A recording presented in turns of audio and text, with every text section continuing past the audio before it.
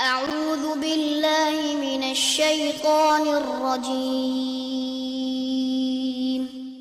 بسم الله الرحمن الرحيم الحمد للہ رب العالمین والصلاة والسلام علی نبینا محمد وعلی آلہ وصحبہ اجمعین اما بعد۔ آج ہم ہیں امام ابن تیمیہ رحمہ اللہ کی عظیم الشان کتاب العقیدۃ الواسطیہ کے ساتھ، اور اس میں ہم پڑھ رہے ہیں فرقہ ناجیہ اہل سنت والجماعہ کا عقیدہ۔ یہ عقیدہ بیان کرتے ہوئے امام صاحب فرماتے ہیں وَهُوَ الْإِيمَانُ بِاللَّهِ وَمَلَائِكَتِهِ وَكُتُبِهِ وَرُسُلِهِ وَالْبَعْثِ بَعْدَ الْمَوْتِ وَالْإِيمَانِ بِالْقَدَرِ خَيْرِهِ وَشَرِّهِ۔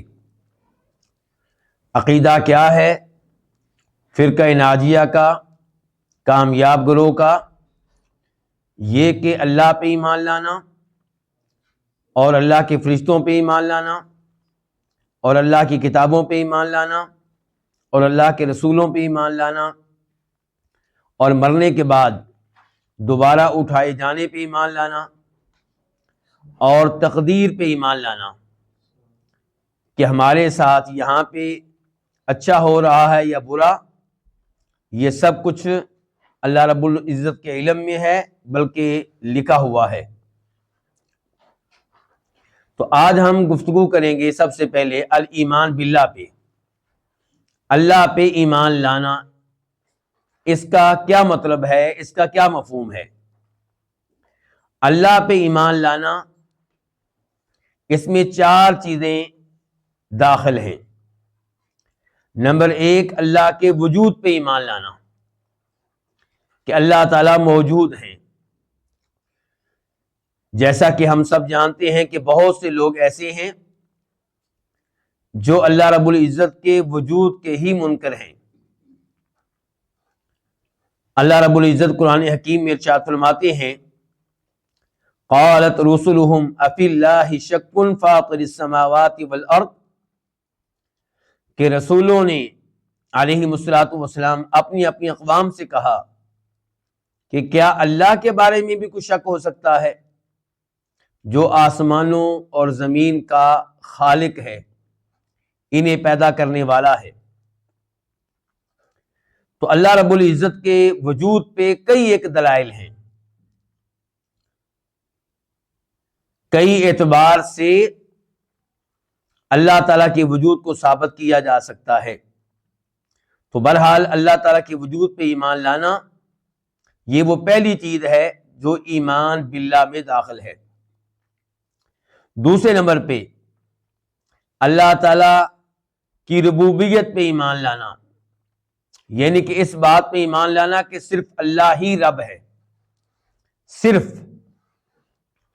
یعنی کہ ساری مخلوقات کا خالق، سب کا مالک، سب کو رزق دینے والا، سب کے سبھی امور کی تدبیر کرنے والا صرف اللہ رب العزت ہے، اور اس معاملے میں اس کا کوئی شریک نہیں ہے۔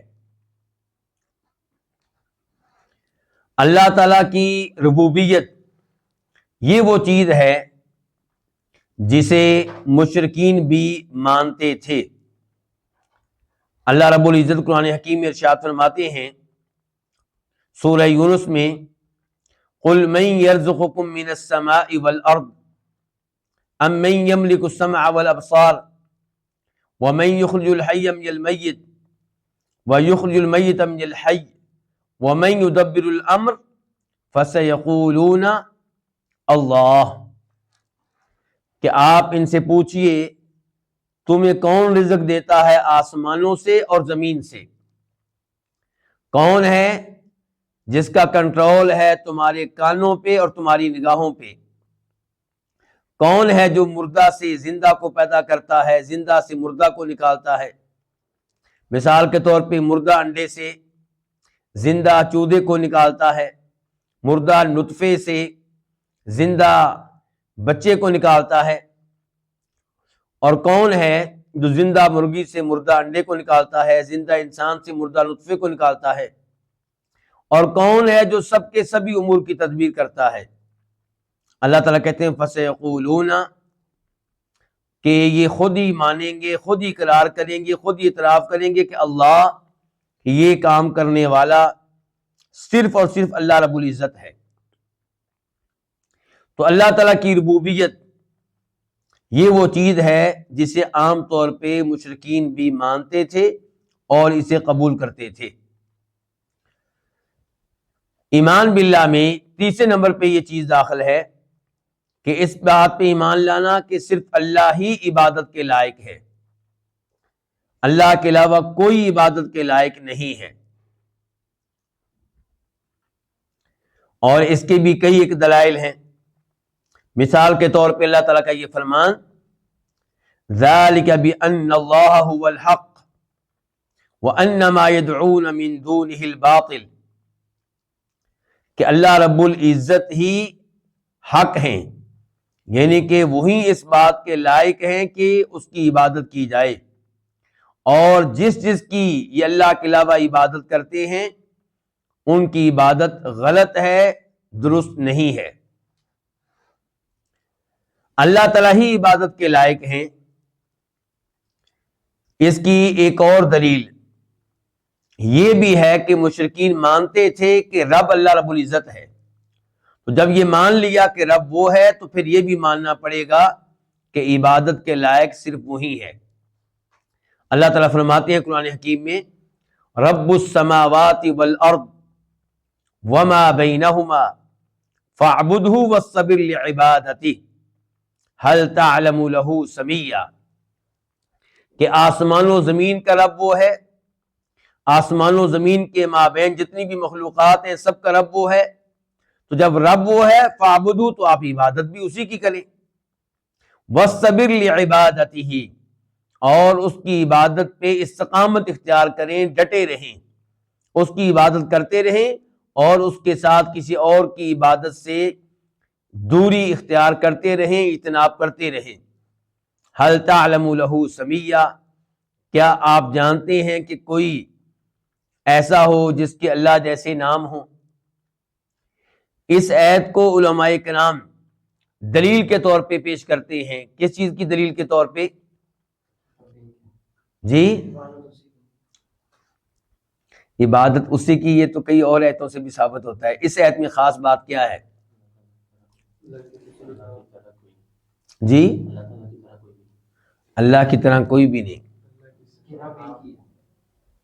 آپ ابھی تک وہ جواب نہیں دے سکے جو میں چاہتا ہوں، جو آپ جواب دے رہے ہیں وہ سب ٹھیک ہے، وہ سب چیزیں موجود ہیں اس آیت میں جو آپ ذکر کر رہے ہیں، لیکن ایک منفرد چیز، جی ہاں، اس آیت میں توحید کی تینوں اقسام موجود ہیں۔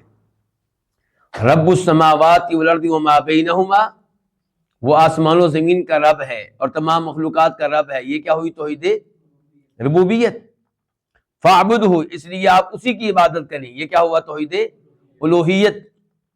هل تعلم له سمیا، تو یہ کیا ہو گیا؟ توحید اسماء و صفات۔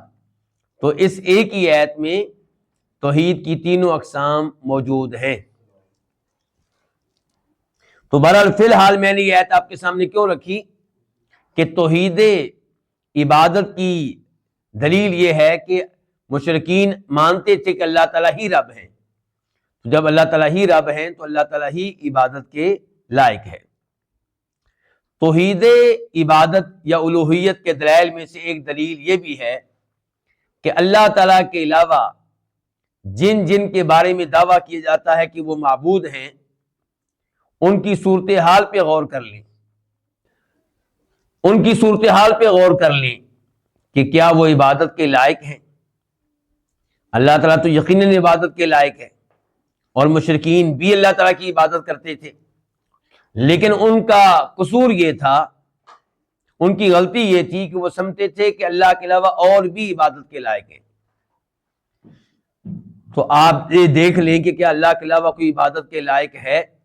اللہ تعالیٰ کے علاوہ جتنے بھی ہیں، اگر تو وہ انسان ہیں، زندہ ہیں، تو کیا وہ کھانے پینے کے محتاج نہیں ہیں؟ محتاج ہیں۔ جو کھانے پینے کا محتاج وہ عبادت کے لائق کیسے ہو سکتا ہے؟ اور پھر جو کھانے پینے کا محتاج ہے اس کے بعد اسے حاجت رہتی ہے کس کی؟ قضائی حاجت کی، کہ اپنی گندگی باہر نکالے، پیشاب کرے، پخانہ کرے۔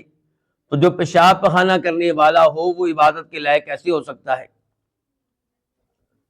اسی لیے اللہ رب العزت نے قرآن حکیم میں کیا کہا ہے؟ مل مسیح ابن مریم الا قد خلت من قبلہ الرسل، اس کے بعد وامہ صدیقہ کانا یاکلان الطعام، کہ مسیح بن مریم کو معبود قرار دینے والوں اور ان کی والدہ کو معبود قرار دینے والوں، تمہیں معلوم ہونا چاہیے کہ دونوں کھانا کھایا کرتے تھے۔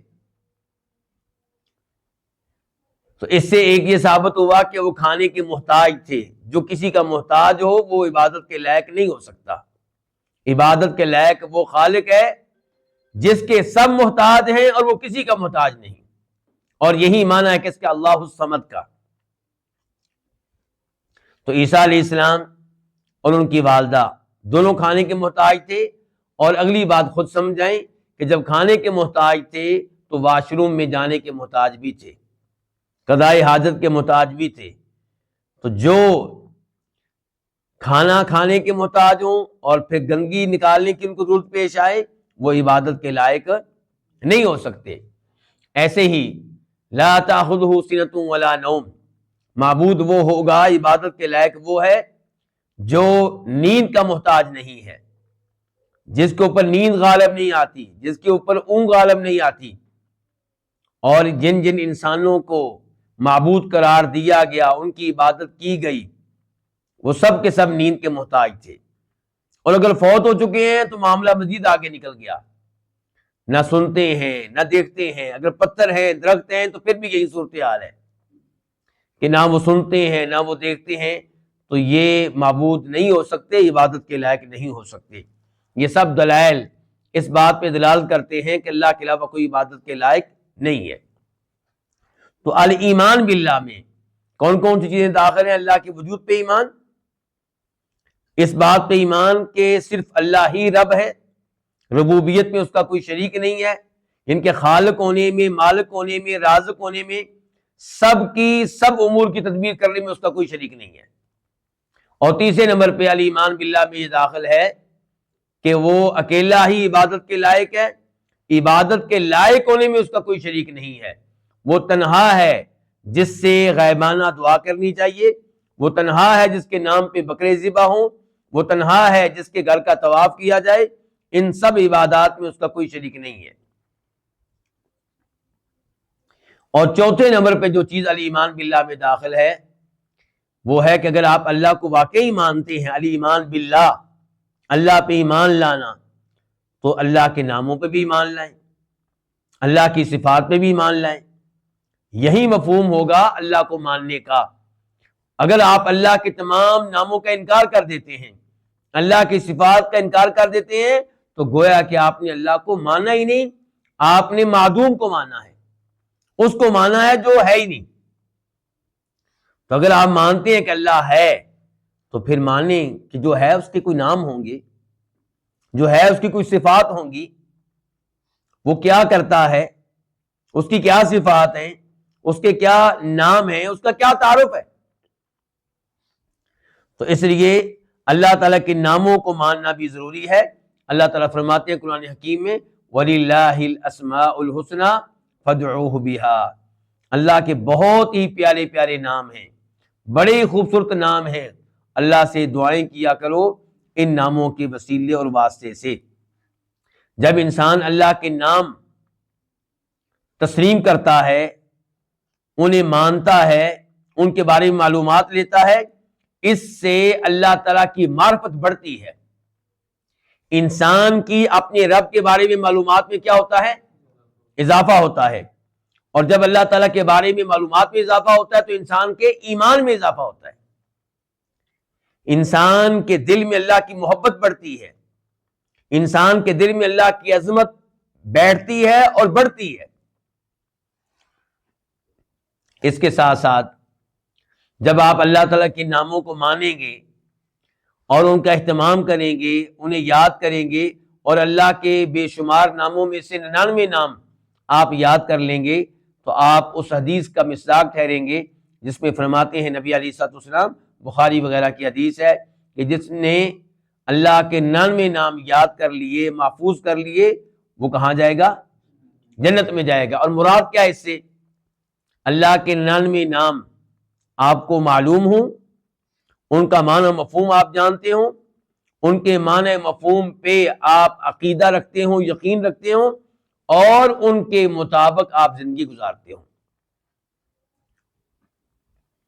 اب یہاں پہ کتنے لوگ گمراہ ہوئے؟ پہلے نمبر پہ وہ گمراہ ہوئے جو اللہ کے نام مانتے ہی نہیں ہیں، اللہ کے ناموں کا انکار کرتے ہیں۔ دوسرے نمبر پہ وہ جو اللہ کے نام الفاظ کی حد تک مانتے ہیں لیکن ان کا معنی و مفہوم نہیں مانتے۔ تیسرے نمبر پہ وہ جو اللہ کے ناموں کا معنی و مفہوم لیتے ہیں لیکن تفصیلات میں جانے سے گریز کرتے ہیں، کیونکہ ان کو معلوم ہے کہ یہ تفصیلات ان کے مسلک کے عقیدے کے لیے خطرہ ہے۔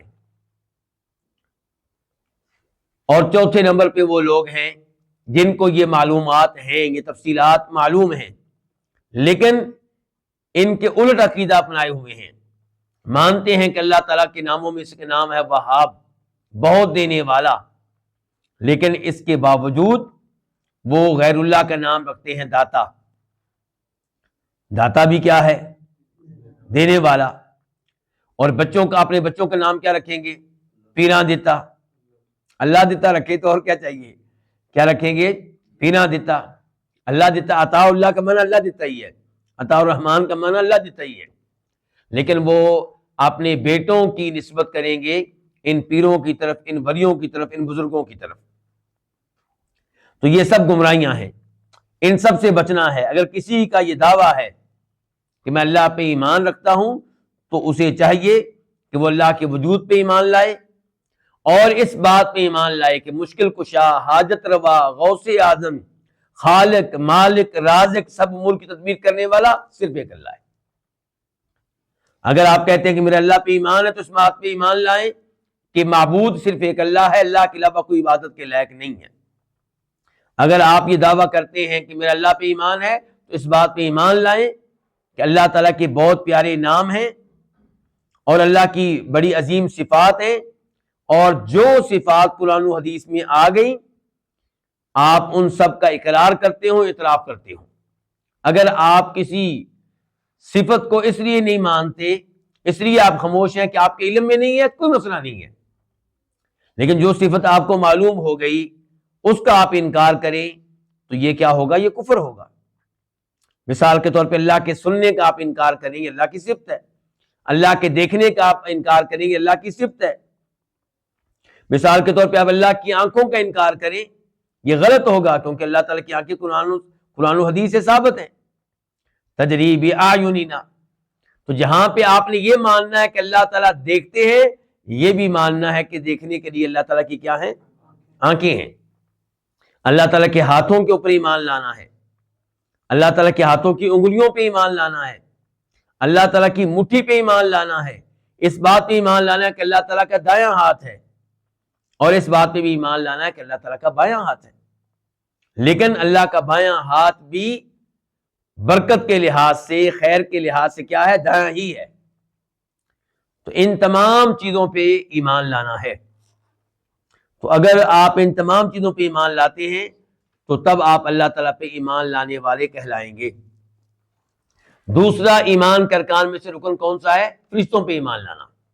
الملائکہ، یہ لفظ جو ہے ملک ان کی جمع ہے، اور اس کی اصل کیا ہے؟ ملکل، یہ ماخوذ ہے الوکا سے، اور الوکا کا معنی کیا ہے؟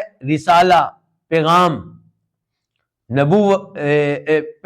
پیغام ہی اس کا معنی ہوگا، کیونکہ یہاں پہ ہم انسانوں کے بارے میں گفتگو نہیں کر رہے، کہ ان کے بارے میں کر رہے ہیں، فرشتوں کے بارے میں۔ تو فرشتے یعنی کہ ملائکہ ہیں، اور یہ لفظ ماخوذ ہے الوکا سے، اس کا معنی ہے رسالہ، یعنی کہ یہ بھی کیا ہے؟ پیغام لانے والے ہیں۔ جیسا کہ جبریل علیہ السلام تھے، وہ پیغام لاتے تھے اللہ تعالیٰ کا اللہ کے منتخب رسولوں کی طرف، انسانوں میں سے جو رسول تھے۔ یہاں پہ یہ آیت آپ کے سامنے رکھ دینا مناسب ہوگا، سورہ فاطر کی آیت ہے، الحمدللہ فاطر السماوات والارض جاعل الملائکۃ رسلا اولی اجنحۃ مثنی وثلاث ورباع۔ ہمارا موضوع اس وقت کیا چل رہا ہے؟ فرشتے۔ تمام تعریفیں اللہ تعالیٰ کے لیے ہیں جو آسمان و زمین کا خالق ہے، جو فرشتوں کو بنانے والا ہے۔ کیا بنانے والا ہے؟ رسولن، کیا؟ پیغام دینے والا، پیغمبر۔ تو فرشتے کون ہیں؟ رسول ہیں۔ اولی اجنحۃ مثنی وثلاث ورباع، اور یہ فرشتے پروں والے ہیں، کسی کے 2 پر ہیں، کسی کے 3، کسی کے 4، اور کسی کے اس سے بھی زیادہ۔ جبریل علیہ السلام کے کتنے پر تھے؟ 600۔ یہ فرشتے غیبی جہان ہیں، غیبی جہان ہے، ہم نے ان کو اپنی آنکھوں سے نہیں دیکھا، نور سے پیدا ہوئے ہیں، اس کے باوجود ہم انہیں مانتے ہیں اور تسلیم کرتے ہیں۔ تو یہاں سے فرق ہو گیا ہمارے درمیان اور فلاسفہ کے مابین۔ فلاسفہ فرشتوں کے وجود کو تسلیم نہیں کرتے۔ تو اس لیے بڑی اہم بات ہے کہ اگر آپ مومن ہیں تو فرشتوں کے وجود پہ ایمان لانا ضروری ہے، اگرچہ ان کو دیکھا نہیں ہے۔ یہ ماننا پڑے گا کہ اس دنیا میں فرشتے موجود ہیں، اب بھی موجود ہیں، فرشتے موجود ہیں، اور کس چیز سے پیدا ہوئے ہیں؟ نور سے۔ اور یہ مسلم شریف کی حدیث سے ثابت ہے کہ فرشتے نور سے پیدا ہوئے ہیں۔ اللہ تعالیٰ نے ان کو کئی ایک ڈیوٹیاں دے رکھی ہیں۔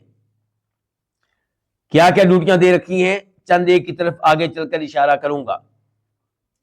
اور یہ اللہ تعالیٰ کی نافرمانی نہیں کرتے، لا یعصون اللہ ما امرہم، اللہ جو بھی حکم دے دے نافرمانی نہیں کرتے، وَيَفْعَلُونَ مَا يُؤْمَرُونَ، اور وہ سب کرتے ہیں جس کا ان کو حکم ملے، جس کا ان کو آرڈر ملے۔ یہ سورہ تحریم کے الفاظ ہیں، آیت نمبر 6 کے۔ اور وہاں پہ اللہ نے یہ بھی کہا ہے کہ یہ فرشتے کیسے ہیں؟ غلاد شداد، بڑے مضبوط ہیں، بڑے سخت ہیں۔ تو کیا آپ قرآن کریم کے ان الفاظ کو تسلیم کرتے ہیں کہ فرشتے مضبوط ہیں، اللہ جو حکم دے اس کے اوپر عمل کرتے ہیں؟ اور دوسری طرف آپ کے ہاں یہ کہانیاں بھی ہیں کہ فرشتہ روحیں لے کر جا رہا تھا، روحوں کا تھیلا لے کر جا رہا تھا، اور شیخ عبدالقادر جیلانی رحمہ اللہ نے اس سے وہ تھیلا کھینچ لیا، چھین لیا، اور اس دن جتنے لوگ فوت ہوئے تھے وہ دوبارہ کیا ہو گئے؟ زندہ ہو گئے، کیونکہ روحیں واپس آ گئی۔ تو جو ایسی سوچ رکھے تو کیا وہ فرشتوں کے تعلق سے دی گئی اللہ کی معلومات پہ ایمان رکھتا ہے؟ یقیناً اس کا ایمان نہیں ہے۔ اور آپ دیکھیں کہ جب کچھ لوگ، آج کل سوشل میڈیا کا زمانہ ہے، ایسے کلپ ہمارے سامنے ہیں جن میں کئی علماء سو، علماء باطل ایسے واقعات بیان کر رہے ہوتے ہیں، اور افسوس یہ ہے کہ پبلک کیا کہہ رہی ہوتی ہے؟ سبحان اللہ، سبحان اللہ، یعنی کہ جہاں پہ استغفر اللہ کہنا چاہیے، جہاں پہ اللہ تعالیٰ سے معافی مانگنی چاہیے، اور جس مجلس سے اٹھ کے بھاگ جانا چاہیے اور ایسی گفتگو کرنے والے کو روکنا چاہیے، وہاں پہ لوگ سبحان اللہ کہہ رہے ہوتے ہیں۔ ایسی گفتگو سوشل میڈیا میں دیکھ کر اور سن کر مجھے اور آپ کو کیا کہنا چاہیے؟ الحمدللہ الذی ہدانا لہذا وما کننا لنہتدی لولا ان ہدانا اللہ۔ یا اللہ تیری حمد و ثنا بیان کرتے ہیں کہ تو نے ایسی گمراہیوں سے ہمیں محفوظ رکھا ہوا ہے اور ہمیں توفیق دی ہے کہ ہم ہر اس چیز پہ ایمان لائیں جو تو نے بیان کر دی ہے۔ تو یہ فرشتوں کے بارے میں ان چیزوں پہ ایمان لانا بہت ضروری ہے جو قرآن و حدیث میں آئی ہیں۔ قرآن میں یہ بھی آیا ہے کہ فرشتے یسبحون لہ باللیل والنہار وہم لا یسأمون، صبح و شام اللہ کی تسبیح بیان کرتے ہیں، اور اللہ کی تسبیح بیان کرتے ہوئے، اللہ کی عبادت کرتے ہوئے، اللہ کا ذکر کرتے ہوئے اکتاتے نہیں ہیں۔ میرے اور آپ کے لیے پیغام ہے کہ ہم اللہ کی عبادت کریں، اللہ کا ذکر کریں، اللہ کی تسبیح بیان کریں، اور اللہ ہماری عبادات کا محتاج نہیں ہے، ہم اللہ کے محتاج ہیں۔ اللہ کی تو عبادت کرنے والے یہ فرشتے ہیں، 24 گھنٹے اللہ کی عبادت کر رہے ہیں اور مسلسل عبادت کیے جا رہے ہیں، اکتاتے نہیں ہیں، کوئی وقفہ نہیں کرتے۔ اور اگر فرشتے بھی اللہ کی عبادت نہ کریں تو اللہ کو پھر بھی کسی کی پرواہ نہیں ہے، وہ کسی کا محتاج نہیں ہے بالکل۔ ایک اور مقام پہ اللہ فرماتے ہیں سورہ انبیاء میں، یسبحون اللیل والنہار لا یفترون، صبح و شام، دن اور رات اللہ کی تسبیح بیان کرتے ہیں اور اس میں وہ کمزور نہیں پڑتے، تھکاوٹ وغیرہ کا کوئی مسئلہ نہیں ہے۔ تو ہم نے فرشتوں پہ ایمان لانا ہے۔ ایمان لانے کا مطلب یہ ہے کہ فرشتوں کے بارے میں جو بھی معلومات قرآن میں آ گئی ہیں، جو بھی معلومات صحیح حدیث میں آ گئی ہیں، ان سب پہ ہم ایمان لائیں۔ مثال کے طور پہ ہمیں بتا دیا گیا جبریل علیہ السلام کے بارے میں کہ وہ اللہ تعالیٰ کی وحی لے کر آتے تھے اللہ کے فرشتوں پہ، تو ہم اس پہ ایمان لائیں گے۔ اللہ تعالیٰ فرماتے ہیں انہ لقول رسول کریم، قرآن کریم یہ اللہ کا کلام ہے۔ اللہ کا یہ کلام کون لے کر آئے ہیں؟ جبریل علیہ السلام لے کر آئے ہیں۔ نبی علیہ السلام نے اللہ کا یہ کلام کس سے سنا ہے؟ جبریل علیہ السلام سے سنا ہے۔ انہ لقول رسول کریم، تو اس آیت میں رسول سے مراد کون ہے؟ جبریل علیہ السلام۔ سورہ تکویر آیت نمبر 19 تو جبریل علیہ السلام کے اوپر ہم ایمان لاتے ہیں۔ ہمارا ایمان ہے اسرافیل پہ بھی، اور اسرافیل کی کیا ڈیوٹی ہے؟ سور میں پھونکنے کی۔ اور یہ کس حدیث میں آیا ہے کہ سور پھونکنے والے فرشتے کا نام اسرافیل ہے؟ ایسی کوئی حدیث کسی صحیح سند سے ثابت نہیں ہے، لیکن اسرافیل فرشتہ، اس کے وجود پہ ہمارا ایمان ہے، کیونکہ یہ صحیح حدیث ہے، مسلم شریف کی حدیث ہے کہ جب آپ تہجد کے لیے اٹھتے تھے تو آپ دعائے استفتاح کے طور پہ یہ الفاظ کہتے تھے، اللہم رب جبرائیل و میکائیل و اسرافیل، اے اللہ، اے جبرائیل کے رب، اے میکائیل کے رب، اے اسرافیل کے رب۔ اچھا، یہاں پہ میں بات سمجھانے کے لیے آپ سے گفتگو کر رہا ہوں، کیا یہ کہا جائے گا اے ٹشو کے رب؟ حالانکہ اللہ ٹشو کا رب ہے، لیکن کہا جائے گا نہیں۔ یعنی کہ یا تو کہیں گے کہ اللہ سب کا رب ہے، ساری مخلوقات کا نام لیے بغیر، اور جب نام لینا ہوگا تو آپ کسی ایسی مخلوق کا نام لیں گے جو جس کی بڑی اہمیت ہوگی، جیسے اللہ تعالیٰ خود کہتے ہیں قرآن میں کس کا رب ہوں؟ عرش کا رب ہوں، اور عرش اللہ کی مخلوقات میں سے سب سے بڑی مخلوق ہے۔ تو یہاں پہ نبی علیہ السلام کیا کہہ رہے ہیں؟ اے جبریل کے رب، اے میکائیل کے رب، اے اسرافیل کے رب۔ اس سے پتا چلا کہ تینوں فرشتے کو عام فرشتے نہیں ہیں، بہت ہی عظیم فرشتے ہیں۔ اور کہا یہ جاتا ہے کہ اسرافیل ہی وہ ہیں جو سور میں پھونکیں گے، اور اس بارے میں کئی علماء کرام نے اجماع کا بھی دعویٰ کیا ہے، لیکن بہرحال اس کی کوئی دلیل نہیں ہے۔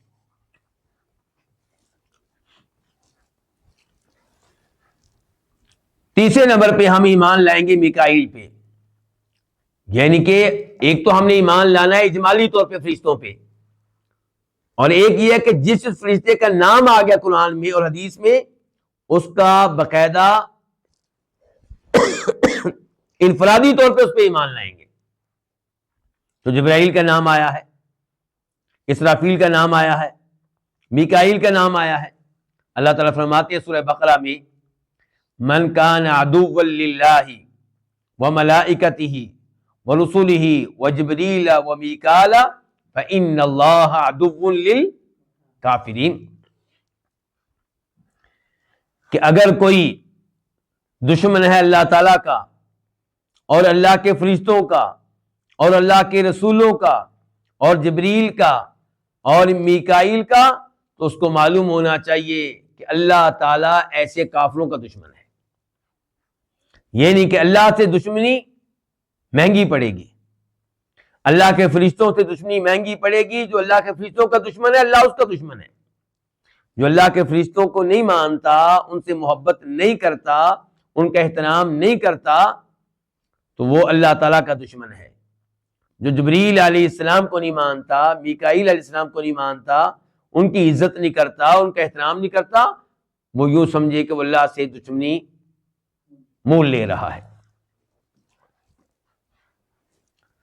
اور میکائیل کے بارے میں یہ مشہور ہے کہ یہ بارش کے فرشتے ہیں، نباتات کے فرشتے ہیں۔ اس بارے میں روایت ملتی ہے تفسیر ابن ابی حاتم میں، اور اس کو علماء کرام نے حسن درجے کی روایت قرار دیا ہے۔ اور یہ وہی روایت ہے جو آپ نے سنی ہوگی کہ یہودی آپ علیہ الصلوۃ والسلام کے پاس آئے اور کہا کہ اگر آپ ہماری چند سوالوں کا جواب دے دیں تو پھر آپ سچے نبی ہوں گے اور ہم آپ پہ ایمان لے آئیں گے۔ تو آپ نے ان سے وعدہ لیا کہ وعدے پہ پکے رہو گے؟ کہنے لگے پکے رہیں گے۔ انہوں نے سوالات کیے، آپ نے جوابات دیے۔ اب آپ یہ بتائیں کہ آپ کے اوپر کون سا فرشتہ وحی لے کر آتا ہے؟ تو آپ نے کہا جبریل علیہ السلام۔ وہ تو ہمارے دشمن ہیں۔ اگر میکائیل ہوتے تو ہم ایمان لے آتے، وہ میکائیل جو بارش کے فرشتے ہیں، جو نباتات کے فرشتے ہیں۔ جبریل تو ہمارا دشمن فرشتہ ہے۔ تو یہ بہانہ انہوں نے کیا ایمان نہ لانے کا، لیکن میں نے یہ روایت آپ کے سامنے کیوں رکھی ہے کہ میکائیل فرشتہ جو ہے یہ بارش کا فرشتہ ہے، نباتات کا فرشتہ ہے، ان کی ان امور کے اوپر ان کی ڈیوٹی ہے۔ اور آپ فرشتوں کی اہمیت کا اندازہ لگا سکتے ہیں کہ اللہ نے کیا کہہ دیا ہے کہ جو میرے فرشتوں کا دشمن ہے، جبریل کا دشمن ہے، میکائیل کا دشمن ہے، وہ میرا دشمن ہے۔ اس سے آپ اندازہ کریں کہ فرشتوں پہ ایمان لانا کس قدر ضروری ہے۔ فرشتوں میں ایک فرشتہ وہ ہے جس کو ملک الموت کہتے ہیں، موت کا فرشتہ، اور اس کا نام کیا ہے؟ اسرائیل۔ اور اب بھی ایسے لوگ موجود ہیں۔ اسرافیل کے بارے میں مجھے خطرہ تھا کہ آپ لوگ غلطی کریں گے، اسرائیل کے بارے میں مجھے کوئی خطرہ نہیں تھا انس بھائی۔ اہل الحدیث اور سلفی لوگ الحمدللہ اہل علم ہوتے ہیں۔ الحمدللہ ہم بہت سی ایسی خرافات سے بچے ہوئے ہیں جو لوگوں میں کثرت سے موجود ہیں۔ ہمارے دائیں بائیں بڑے بڑے گمراہ فرقے ہیں جن کے علماء یہ باقاعدہ عقیدہ رکھتے ہیں کہ فرشتہ موت اس کا نام کیا ہے؟ اسرائیل۔ لیکن ہماری پبلک کو الحمدللہ عام طور پہ یہ معلوم ہے کہ اسرائیل نام کا فرشتہ موت کا فرشتہ ہو، ایسا کسی صحیح حدیث سے یا ایت سے ثابت نہیں ہے۔ اس لیے ہم اس فرشتے کو کیا کہتے ہیں؟ ملک الموت، موت کا فرشتہ۔ اب سوال یہ کہ موت کا فرشتہ ایک ہے کہ کئی ایک ہیں؟ موت کا فرشتہ ایک ہے، اور پھر دیگر اس کے معاون فرشتے ہیں۔ وہ معاون فرشتے یا عذاب والے ہوتے ہیں یا رحمت والے ہوتے ہیں۔ موت کا فرشتہ جو ہی روح قبض کرتا ہے تو اس سے روح کو لے لیتے ہیں وہ فرشتے جن کو ہم رحمت کے یا عذاب کے فرشتے کہہ رہے ہیں۔ اگر روح اچھی ہے، نیک ہے، مومن ہے، تو اس کی روح کو ملک الموت سے لینے والے رحمت کے فرشتے ہوتے ہیں، اور اگر وہ میت بد ہے تو اس کی روح کو گفتگو ہو رہی تھی ملک الموت کے تعلق سے کہ ملک الموت تو ایک ہے لیکن اس کے معاون فرشتے کئی ایک ہیں۔ اور پھر میں نے بتایا تھا کہ معاون فرشتے یا رحمت کے ہیں یا عذاب کے۔ اس معاملے میں وہ حدیث آپ سب نے سنی ہوگی، وہ آدمی جس نے کتنے قتل کیے تھے؟ 99، پھر بعد میں 100 مکمل کر لیے تھے۔ جب اس نے کسی عالم دین سے پوچھا تھا میری توبہ قبول ہو سکتی ہے؟ جی بالکل ہو سکتی ہے، لیکن اگر سچی توبہ کرنا چاہتے ہو تو پھر اپنا شہر چھوڑ کے فلاں شہر چلے جاؤ جہاں اللہ کے نیک بندے رہتے ہیں، ان کے ساتھ زندگی گزارو اور اللہ کی عبادت کرو۔ یہ آدمی چل پڑا، راستے میں موت آ گئی، مرتے مرتے اس نے اپنے آپ کو گھسیٹنے کی کوشش کی اس شہر کی زمین کی طرف جدھر وہ جا رہا تھا، جدھر نیک لوگ رہتے تھے۔ اب اس کی روح کو قبض کیا گیا تو اب دونوں طرح کے فرشتے پہنچ چکے ہیں، رحمت کے فرشتے بھی اور عذاب کے فرشتے بھی۔ رحمت کے فرشتے کہتے ہیں کہ اس نے یہ توبہ کر کے جا رہا تھا، اس کی روح کو ہم قبض کریں گے۔ عذاب کے فرشتے کہتے ہیں ابھی اس کی توبہ نہیں ہوئی تھی۔ تو پھر ایک تیسرا فرشتہ آیا انسانی شکل میں۔ اسی پتہ چلا کہ فرشتے انسانی شکل میں کبھی کبھی آتے ہیں۔ تو فرشتہ انسانی شکل میں آیا اور اس نے ان دونوں کے مابین فیصلہ کیا۔ اس نے کہا زمین ماپ لو، کس زمین کے یہ قریب ہے، کس شہر کے یہ قریب ہے۔ اور اللہ تعالیٰ نے حکم دیا زمین کو، اس زمین کو جدھر سے وہ آ رہا تھا، کہ تو کیا ہو جائے، اس سے دور ہو جا، اور جس شہر کی طرف جا رہا تھا ادھر کی جو زمین تھی اس سے کہا گیا قریب ہو جا۔ تو فیصلہ یہ ہوا کہ اس کی روح کو کون سے فرشتے لے کر جائیں گے؟ رحمت کے فرشتے۔ اللہ کرے کہ ہماری روح کو بھی لے جانے والے کون سے فرشتے ہوں؟ رحمت کے فرشتے ہوں۔ تو کہنے کا مطلب یہ ہے کہ ان کے اوپر بھی ایمان لانا ہوگا۔ اللہ تعالیٰ قرآن حکیم میں ارشاد فرماتے ہیں سورہ سجدہ میں، قُلْ يَتَوَفَّاكُمْ مَلَكُ الْمَوْتِ الَّذِي وُكِّلَ بِكُمْ، ان لوگوں کو بتا دیں کہ تمہیں فوت کرتا ہے موت کا وہ فرشتہ جس کی تمہارے اوپر ڈیوٹی لگی ہے۔ اور فرمایا اللہ تعالیٰ نے سورہ انعام میں آیت نمبر 61 میں 61، حَتَّى إِذَا جَاءَ أَحَدَكُمُ الْمَوْتُ تَوَفَّتْهُ رُسُلُنَا وَهُمْ لَا يُفَرِّطُونَ، جب تم میں سے کسی ایک پہ موت طاری ہوتی ہے تو اسے فوت کرتے ہیں ہمارے بھیجے ہوئے۔ تو یہاں پہ فرشتوں کے کیا کہا گیا ہے؟ رسول کہا گیا ہے، کیونکہ اللہ کی طرف سے ڈیوٹی ہے نا ان کی، وہ آئے ہیں۔ اور یہاں پہ کیا معلوم ہو رہا ہے؟ ایک ہے کہ کئی ایک ہیں؟ وَهُمْ لَا يُفَرِّطُونَ، اور اس ڈیوٹی میں وہ کمی کوتاہی نہیں کرتے۔ ان کو کوئی ترس نہیں آتا اس لڑکے پہ جس کی آج ہی شادی ہوئی ہے اور ابھی اس نے اپنی بیگم سے تعلق بھی قائم نہیں کیا۔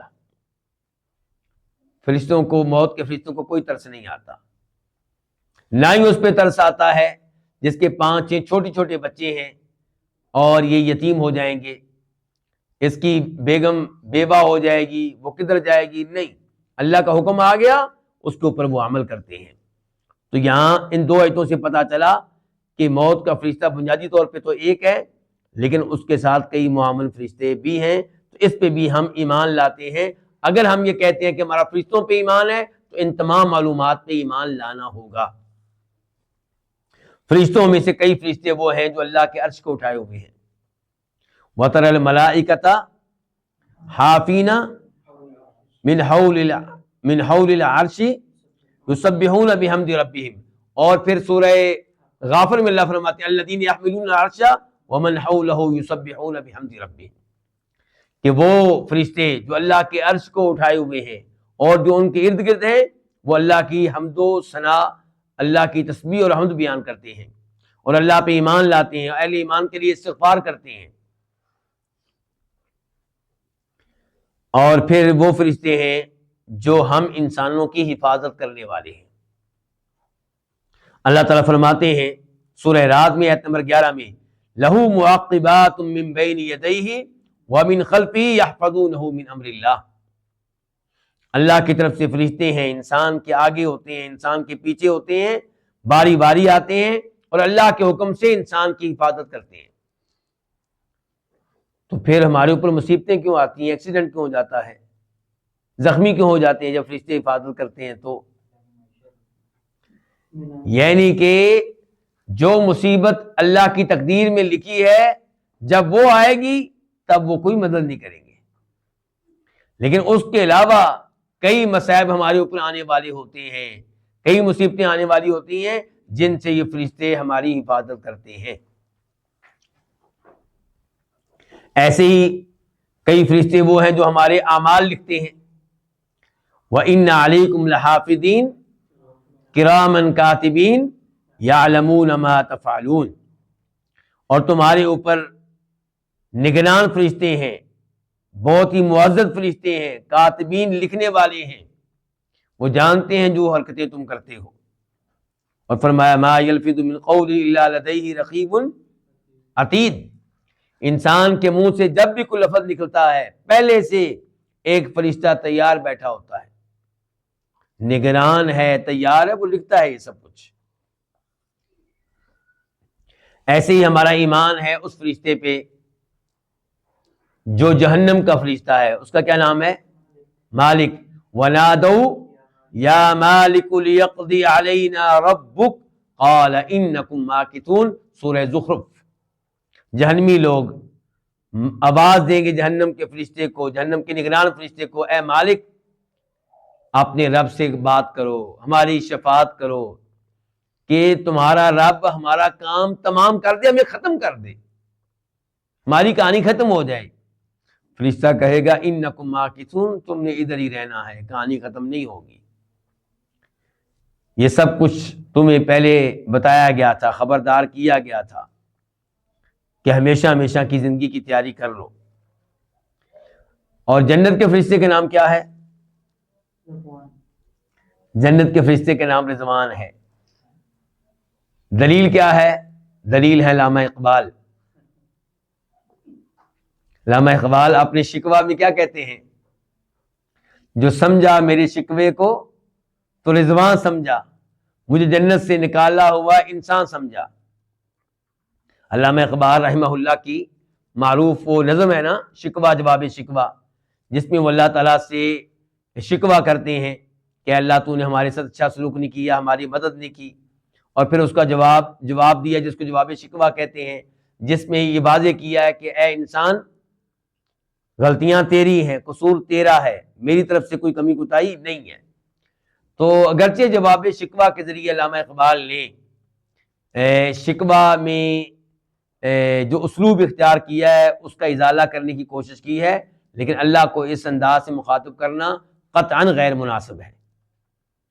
کوئی گنجائش نہیں ہے اس کی کہ اللہ تعالیٰ کو اس انداز سے مخاطب کیا جائے، چاہے ارادہ یہ ہو کہ بعد میں اس کا ازالہ کروں گا، چاہے ان کے ہمیں سمجھانے کے لیے، لوگوں کو سمجھانے کے لیے اللہ کو مخاطب کیا ہو، جو شکوے میرے اور آپ کے ذہن میں اللہ کی ذات کے بارے میں ہیں ان کا اظہار کیا ہو اور پھر جواب دیا ہو، مقصد جیسا بھی ہو، اللہ تعالیٰ کو اس انداز سے مخاطب نہیں کرنا چاہیے۔ تو بہرحال وہاں پہ انہوں نے نام لیا ہے جنت کے فرشتے کا، کیا نام لیا ہے؟ رضوان۔ اور کئی ایک روایات میں یہ آتا بھی ہے، لیکن میرے علم کے مطابق اس کا نام بھی قرآن کی کسی آیت سے یا صحیح حدیث سے ثابت نہیں ہے۔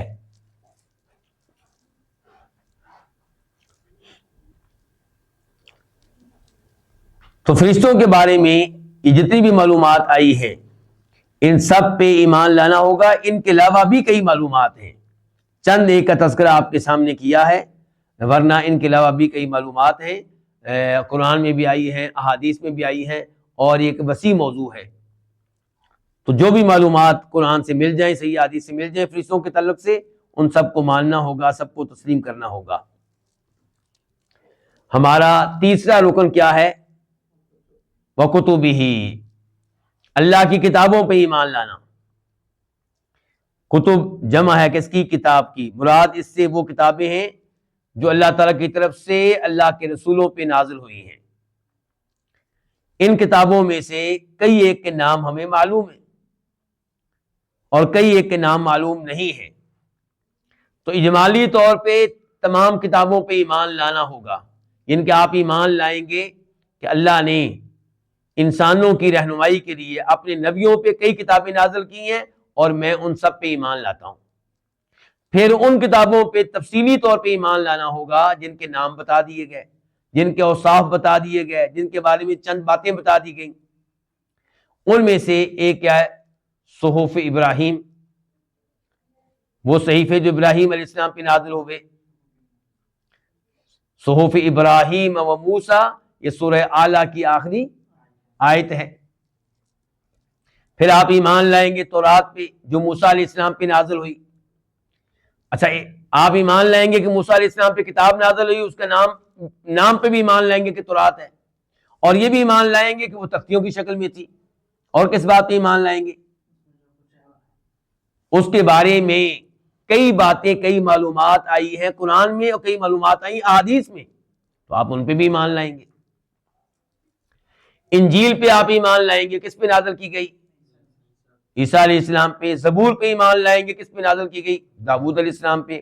قرآن کریم پہ ایمان لائیں گے، کس پہ نازل کیا گیا؟ جناب محمد صلی اللہ علیہ وسلم پہ۔ اور آپ ایمان لائیں گے کہ یہ آخری کتاب ہے جو اللہ کی طرف سے نازل ہوئی، اور یہ پہلی کتابوں کی تصدیق و تائید کرتی ہے مجموعی طور پہ، اور یہ ان پہ نگران ہے، اور یہ کہ اس کے ساتھ ہی پہلی آسمانی کتابیں کیا ہو گئی ہیں؟ منسوخ ہو گئی ہیں۔ تو قرآن کریم کی پھر ایک ایک آیت پہ آپ ایمان لائیں گے۔ سٹیپ دیکھیں اللہ کی کتابوں پہ ایمان لانے کے۔ ایک یہ جمالی طور پہ ایمان لانا کہ اللہ نے واقعی آسمانوں سے کئی کتابیں نازل کی ہیں اپنے کئی رسولوں پہ ہماری ہدایت کے لیے۔ دوسرے نمبر پہ ان کتابوں پہ ایمان لانا جن کے نام بتا دیے گئے، جن کی چند تفصیلات بتا دی گئی، ان تفصیلات پہ، ان معلومات پہ ایمان لانا ہوگا۔ تیسرے نمبر پہ آخری کتاب پہ ایمان لانا ہوگا، اس کی ایک ایک آیت پہ، اس کے ایک ایک جملے پہ، اس کے ایک ایک لفظ پہ۔ اس میں جو بھی معلومات دی گئی ہیں وہ سچی ہیں، جو احکام دیے گئے ہیں وہ عدل و انصاف پہ مبنی ہیں، اور کوئی ایسا اللہ کا حکم نہیں ہے جو ظلم و زیادتی پہ مبنی ہو۔ اگر اللہ نے لڑکی کی وراثت لڑکے کے مقابلے میں آدھی رکھی ہے تو میں ایمان لاتا ہوں کہ اللہ نے جو کہا ہے بالکل کہا ہے، اس میں شک و شبہ کی کوئی گنجائش نہیں ہے، اس بارے میں سوچنے کی بھی گنجائش نہیں ہے۔ اگر یہ کہا گیا قرآن کریم میں کہ کئی معاملات میں عورتوں کی گواہی مرد کے مقابلے میں آدھی ہے، تو جو اللہ نے کہا بالکل ٹھیک کہا۔ الا یعلم من خلق، اللہ سے بہتر کون ہے جو اپنی مخلوقات کو جانتا ہو۔ تو ہمارا اس کے اوپر بھی ایمان ہے کہ اللہ نے جو کہا، جو حکم دیا، بالکل جتنے بھی احکام ہیں، چور کا ہاتھ کاٹنا ہے بالکل صحیح کہا، جو بدکار ہے شادی نہیں ہوئی اس کو 100 کوڑے مارنے، اللہ نے بالکل صحیح کہا۔ تو اللہ کے یہ سارے احکام عدل و انصاف پہ مبنی ہیں، ان میں سے ایک ایک کے اوپر ایمان لانا ہے۔ اگر کوئی قرآن کریم کی ایک آیت کو بھی ماننے سے انکاری ہے تو اس کا قرآن پہ ایمان نہیں، اور جس کا قرآن پہ ایمان نہیں وہ یہ نہیں کہہ سکتا کہ میں مومن ہوں، کیونکہ اگر مومن ہو تو اللہ کی کتابوں پہ ایمان لانا ہوگا، اور تو اللہ کی سب سے عظیم کتاب قرآن پہ ایمان نہیں رکھتا، وہ کہے گا میں تو ایک آیت نہیں مانتا، باقی سب مانتا ہوں۔ تو جو قرآن کریم کی ایک آیت کو نہ مانے وہ ساری آیات کا کیا کہلائے گا؟ منکر کہلائے گا۔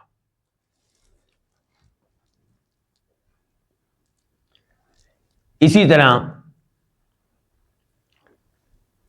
ایمانیات میں یہ بھی داخل ہے کہ اللہ کے رسولوں پہ ایمان لایا جائے۔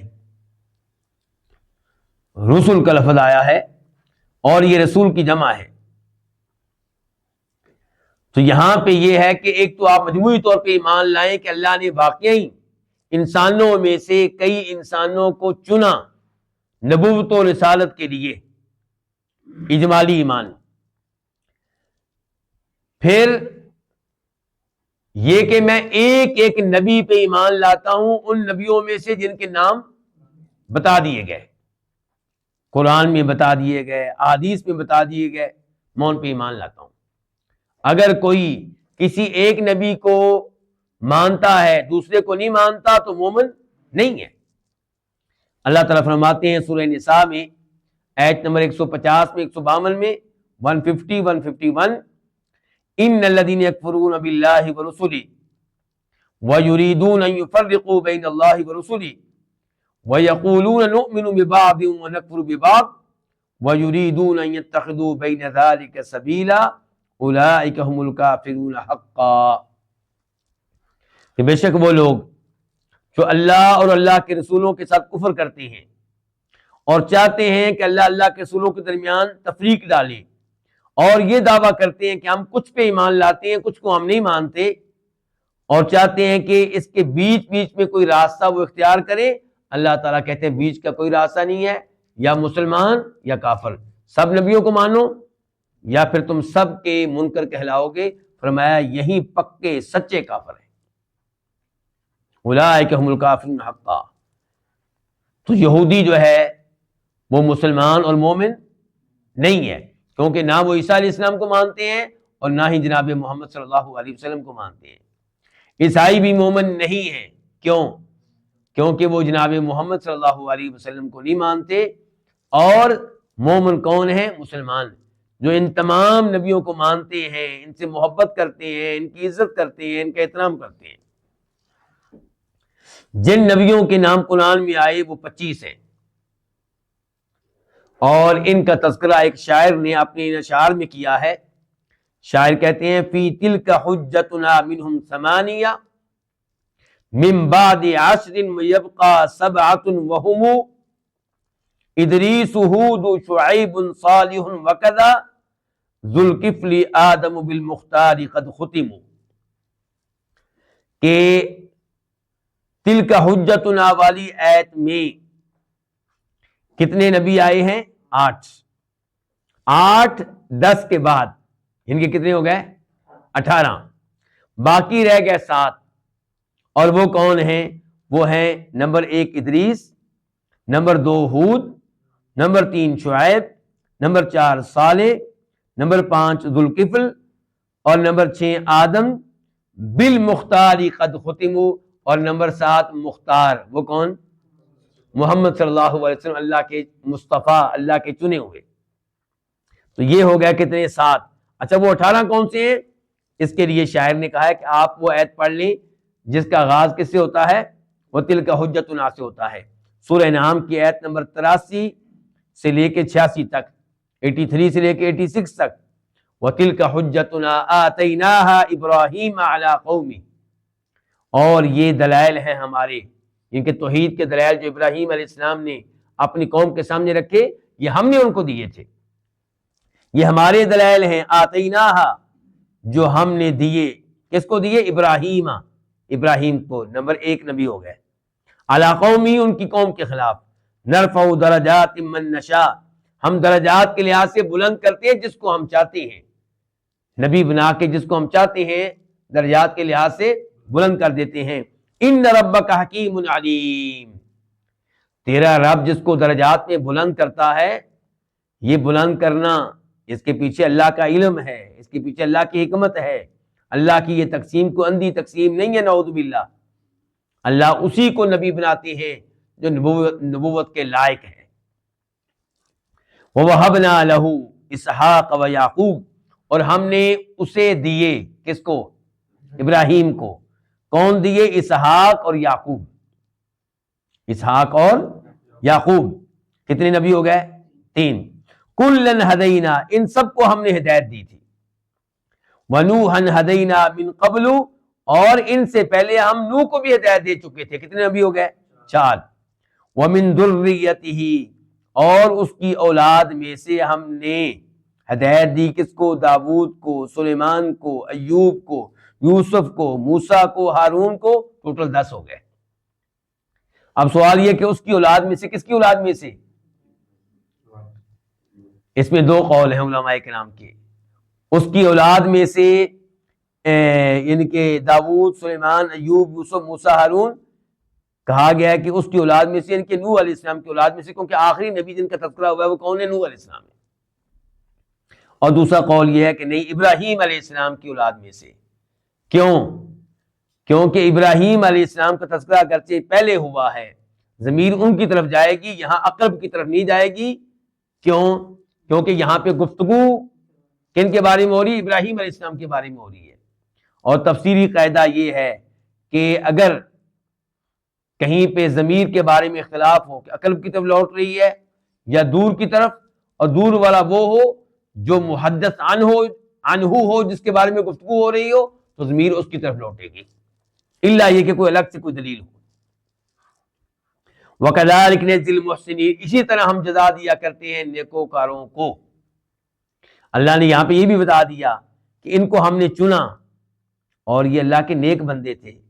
ایسا نہیں تھا کہ ان کی زندگی کو اچھی نہ ہو اور بس ہم نے نبی بنا دیے تو اب اچھے ہو گئے. نہیں، وہ پہلے ہی کیا تھے؟ اچھے تھے، نیک تھے. وَزَكَرِيَّا اور زکریا، وَيَحْيَا وَعِيسَى وَإِلْيَاسَ كُلٌّ مِّنَ الصَّالِحِينَ یہ سب کے سب صالحین میں سے تھے. ٹوٹل اب کتنے ہو گئے؟ 14. وَإِسْمَاعِيلَ وَالْيَسَعَ وَيُونُسَ وَلُوطًا اور اسماعیل اور یسع اور یونس اور لوط. وَكُلًّا فَضَّلْنَا عَلَى الْعَالَمِينَ اور ان سب کو ہم نے جہان والوں پہ فضیلت دی تھی. اب یہ کتنے ہو گئے؟ 18. اور 7 وہ جن کا تذکرہ شاعر اپنے اشعار میں کر چکے ہیں. تو یہ 25 ایسے نبی ہیں جن کے اوپر ہم نے ناموں سمیت ایمان لانا ہے. اللہ تعالیٰ فرماتے ہیں سورہ نساء میں آیت نمبر 164 میں، 164 میں، وَرُسُلًا قَدْ قَصَصْنَاهُمْ عَلَيْكَ مِنْ قَبْلُ وَرُسُلًا لَمْ نَقْصُصْهُمْ عَلَيْكَ، کئی رسول وہ ہیں جن کی تفصیل ہم نے بیان کی ہے، اور کئی رسول وہ ہیں جن کا ہم نے نام نہیں لیا، جن کا بیان ہم نے نہیں کیا۔ تو ان سب کے اوپر ایمان لانا ہے، اور اس بات پہ بھی ایمان لانا ہے کہ یہ انبیاء کرام علیہ السلام انہوں نے اللہ کا دین پوری امانت و دیانت کے ساتھ اپنے اپنے اقوام کو پہنچایا، اور اس بات پہ بھی ایمان لانا ہے کہ انبیاء کرام علیہ السلام پاک تھے جھوٹ سے، خیانت کرنے سے، اور اس جرم سے کہ کوئی بات چھپائیں، اور یہ کہ وہ اپنے زمانے کے عظیم ترین لوگ تھے، اور ان میں سے افضل ترین وہ ہیں جن کو اولو العزم کہا جاتا ہے، اور وہ کتنے ہیں؟ 5۔ کون کون؟ جناب محمد صلی اللہ علیہ وسلم، ابراہیم علیہ السلام، موسیٰ علیہ السلام، عیسیٰ علیہ السلام، نوح علیہ السلام، اور ان سب کا تذکرہ ایک ہی آیت میں آیا ہے، وَإِذْ أَخَذْنَا مِنَ النَّبِيِّينَ مِيثَاقَهُمْ وَمِنْكَ وَمِن نُوحٍ وَإِبْرَاهِيمَ وَمُوسَىٰ وَعِيسَىٰ ابْنِ مریم، کہ ہم نے نبیوں سے عہد لیا، اور آپ سے بھی اللہ کے نبی ہم نے عہد لیا۔ پہلے عام طور پہ اللہ نے نبیوں کا تذکرہ کیا، پھر جو خاص تھے 5 ان کا الگ تذکرہ کیا، اور نوح سے بھی ہم نے عہد لیا، ابراہیم سے بھی ہم نے عہد لیا، موسیٰ سے بھی عہد لیا، عیسیٰ بن مریم سے بھی عہد لیا علیہم الصلاۃ والسلام۔ ان کا خاص طور پہ تذکرہ کیا گیا ہے کیونکہ دعوت و تبلیغ میں ان کی جہود باقیوں کے مقابلے میں زیادہ ہیں اور منفرد ہیں، اس لیے ان کا الگ سے تذکرہ کیا گیا ہے۔ اور ان 5 میں سے 2 جو ہیں محمد اور ابراہیم علیہم الصلاۃ والسلام، یہ اللہ کے خلیل ہیں، اور ان میں سے 2 اللہ تعالیٰ کے کلیم ہیں، موسیٰ علیہ السلام اور جناب محمد صلی اللہ علیہ وسلم، یعنی کہ یہ 2 وہ ہیں جن کو یہ اعزاز حاصل ہے کہ انہوں نے اللہ کا کلام براہ راست اللہ کی آواز میں سنا، موسیٰ علیہ السلام نے طور پہاڑ پہ، اور ہمارے نبی علیہ السلام نے معراج کے موقع پہ 7ویں آسمان سے اوپر۔ اور ان سب میں جو افضل ہیں پھر وہ جناب محمد صلی اللہ علیہ وسلم ہیں اور خاتم النبیین ہیں۔ انا سید ولد آدم ولا فخر، آپ فرماتے ہیں کہ میں آدم علیہ السلام کی اولاد کا سردار ہوں اور مجھے اس پہ کوئی فخر نہیں ہے۔ یہیں پہ آج کے درس کا اختتام کرتے ہیں۔ اللہ رب العزت سے دعا ہے کہ اللہ تعالی ہمیں ان امور پہ اچھی طرح ایمان لانے کی توفیق دے، اور ہمارے ایمان میں اللہ تعالی اضافہ فرمائے، اور اسی ایمان کے اوپر اللہ تعالی ہمیں موت دے۔ وآخر دعوانا الحمدللہ رب العالمین۔